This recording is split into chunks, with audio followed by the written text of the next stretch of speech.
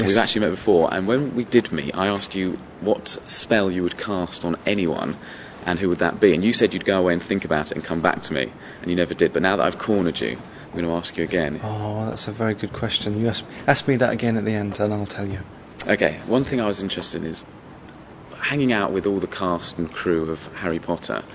Obviously, once the final scene's been shot, do you all go your separate ways, or do you meet up in between and hang out together, drinks and dinner parties, etc.? Do you know, we spend so much time together that at the end of the day or the end of the working week, what you really want to do is to just see your family and see your friends, because we spend the average shooting week is about 60 hours or something crazy like that. So when you spend 60 hours with a bunch of people, 60 hours, they should get overtime for that. Yeah. No, it's fairly intense. So there are a lot of friendships that build up, very close relationships, I think, which exist within that framework. And then beyond that, there's only so much time left for the other people in your life who you kind of love and need to be around. So we don't see much of each other outside. So you're saying no? Yeah, basically. Pretty much. If you can get away from them and avoid seeing them, you will. Well, you know what? It's good. It's lovely to see them whenever we see them. Like today is great because we're catching up with everybody. But I don't think you want to spend 7 days a week with anyone, do you? I don't think it's healthy. Probably not, no. Yeah.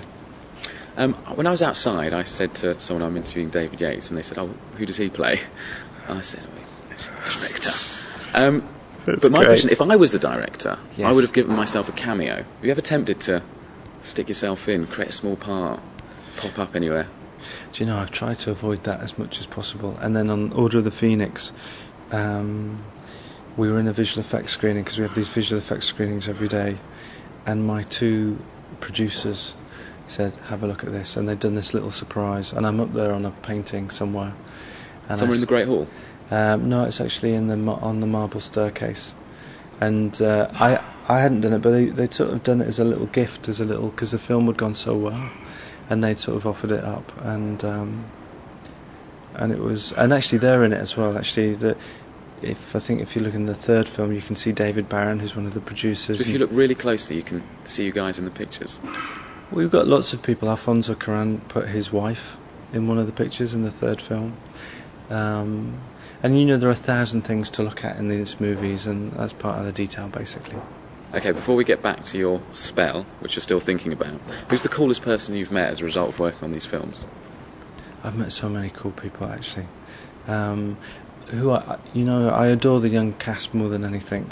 Dan, who's just very funny and witty, great to be around. Rupert, who's very sweet and a natural comedian, really gifted. Emma, who's really thoughtful and compassionate. But I'd say probably the coolest person of the bunch, I have to say, is probably David Heyman, the producer, because he's kind of got an ethos and an attitude which is really liberating. I mean, he's got a very positive set of values. He's kept the films here in the UK. He kind of had them right from the beginning. He's probably given more crew members more employment than any other single figure in British film history, just thinking on a week by week basis. I mean, and yet he's done it all with a very kind of, on the surface, feels like a very laid back sort of demeanour.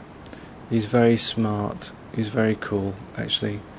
And he's a very decent human being. So he would probably get my vote as the coolest. So he'd get your vote? Yeah, he probably would. Okay, the spell. Come on, you've had 4 minutes now. Okay, my spell. If I could cast a spell, I would give myself a spell. That's fine. You can choose yourself. Can I do that?